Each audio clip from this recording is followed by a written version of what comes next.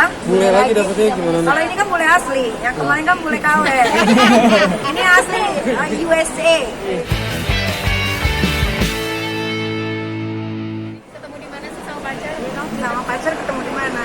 Ketemu di Portugal. Enggak, awalnya biasalah dari WhatsApp-WhatsAppan dulu, gitu, dikenalin sama teman, terus dia DM, terus 2 minggu kemudian baru aku balas, terus kita tukar nomor handphone, terus akhirnya keep contact terus akhirnya dia ngundang, sama MotoGP-nya juga ngundang ke Portugal, akhirnya datang, kenal, ternyata cocok, misi-visinya hampir sama, terus dia juga bukan yang punya pasangan, dia sudah duda gitu kan, dan orangnya juga motivasinya bagus banget, terus semangatnya juga luar biasa, ya karena dia atlet juga kan dulunya, jadi ya dia tahu lah apa yang aku kerjain di Jakarta ini. Tapi sebelumnya tahu kalau dia pembalap? Akhirnya googling gitu. Ternyata dia dulu pembalap MotoGP, teman-temanan sama Valentino Rossi. Sudah, karena sering video call. Iya, dan dia ternyata family man banget, maksudnya dia sama anak kecil suka gitu, jadi kayak Aska udah ngobrol di video call, Kak Fitri juga udah dikenalin, terus sama Loli juga udah, sama yang kecil kadang-kadang suka ngomong main-main, ya udah. Kalau Loli sih sebenarnya apa yang buat dirinya happy aja lah, yang nggak nyakitin miminya lagi, dia udah happy. Ada di bawah ke arah pernikahan kan? Di bawah. Ada obrolan serius gak sih? Ini biasanya nih yang lebih lokal kalau soal untuk pasangan hidupnya nih. Akhirnya aku bisa merestui, setuju dengan pilihan yang sekarang. Kenapa? Apa pertimbangannya? Pertimbangannya hanya dia yang mampu melindungi Niki, tidak hanya di dunia nyata tetapi di dunia maya. Kalau kalian lihat, begitu ada orang yang membuli Niki di dunia maya, dia pasang badan itu buat aku bukan diplomatis, karena aku sudah bilang sama dia, dia mencintai seorang public figure, tentu menjadi public figure seperti Nikita Mirzani ada pro dan kontra, tapi dia tidak peduli itu karena basically dia juga kan orang terkenal, dia tahu resikonya menjadi public figure apa. Mencinta, membenci itu biasa, tetapi dia janji sama saya, dimana ada yang ingin menjatuhkan Niki, dia akan ada di sana. Itu janji dia. Makanya itu bilang kalau kamu setuju, Iya. hubungan ini pasti akan diproses. Dia setuju. Pada saat itu, nah kami itu setuju. Iya, emang mau serius. Gini ya, ini kan bukan pernikahan, ini bukan kalian pacaran lalu kita tentu ada tahap-tahapnya. Kalau dibilang setuju untuk langkah pertama Niki menjalin hubungan yang serius, saya setuju. Tetapi kita lihat dulu ke depannya bagaimana. Kita harus mencocokkan dulu, apalagi budaya juga berbeda. Selama ini kalau saya pergi ke Paris sama Niki berapa 10 hari ya, saya keganggu tidur saya karena dia selalu FaceTime gitu. Dan saya lihat bagaimana mereka ini memang sama-sama cocok dari cara berbicara, cara bersikap, menghandle masalah.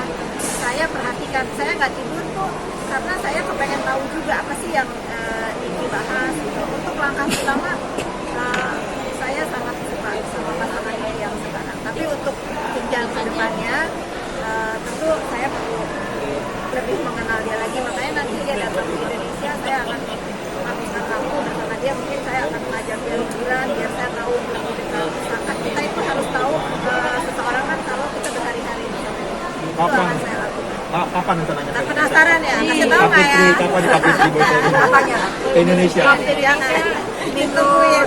Jangan. Minggu apa? Minggu depan. Minggu depan. Depan. Tapi nggak masalah nih ya? Selama ini sosok seperti apa sih partnernya ini so far?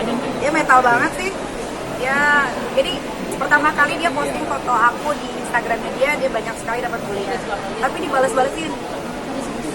Iya, apalagi dari geng-geng sebelah situ dibalas gitu. Sampai akhirnya mereka pun lelah dengan sendirinya. Nah, biasanya nih yang udah kalau cowok dia deket sama Niki kan baru posting aja udah diserang langsung ambiar gitu, langsung hilang. Kalau ini enggak, dia stay.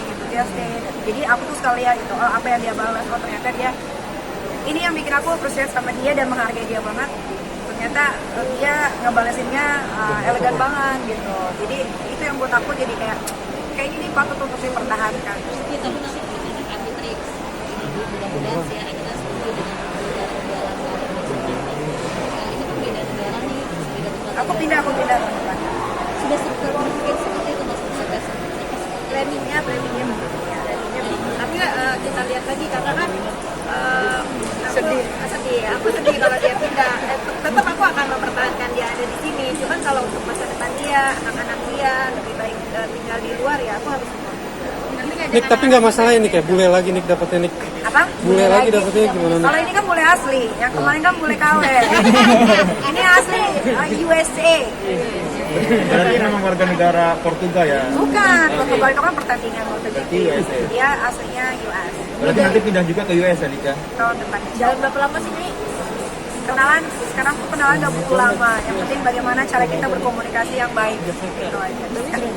Aku tuh harus merelakan diri aku untuk pindah. Kenapa? Karena aku tidak mau lagi gagal berumah tangga. Kalau misalkan aku tinggal di Indonesia, dia tinggal di Amerika, jamnya udah beda, jauh. Gitu. Jadi mau nggak mau aku harus mengalah karena aku pengen punya rumah tangga yang sakinah mau ada warahmah. Tapi niatan baiknya bakal diselenggarain tahun ini. Nanti lihat aja Instagram. Nih, kesepadanan penting nggak sih buat Niki? Ke apa? Kesepadanan. Sepadanan tuh maksudnya apa? Kaya gitu. Ya, Ya, dia kaya banget. Dia kaya banget. Berarti di atasnya ya. Parah. Kan saya udah pernah bilang kalau Niki punya suami, saya bukan ngajarin dia matre ya, tapi minimal harus ada di atas dia karena biar dia itu nurut.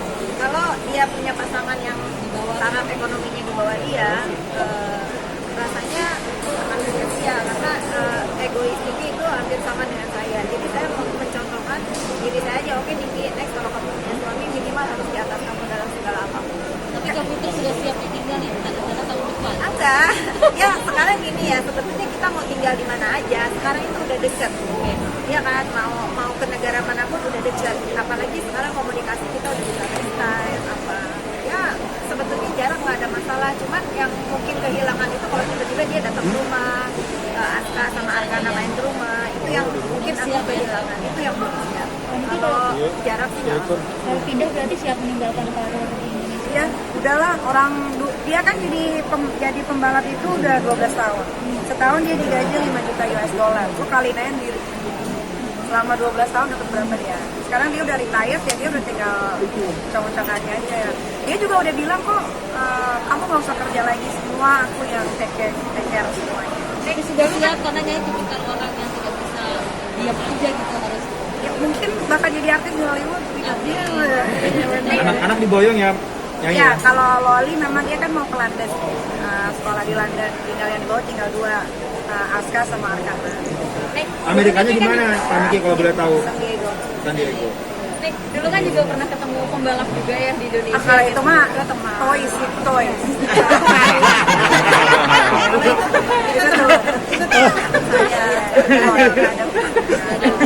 Jadi kalau ada yang berpikir kemarin juga sempat sama pembalap, enggak, itu cuma teman aja. Kebetulan dia datang ke Indonesia, kita ketemu dan memang ada acara di sana. Jadi jangan diartikan kalau Niki ketemu laki-laki itu kalian Pacaran. nggak gitu konsepnya.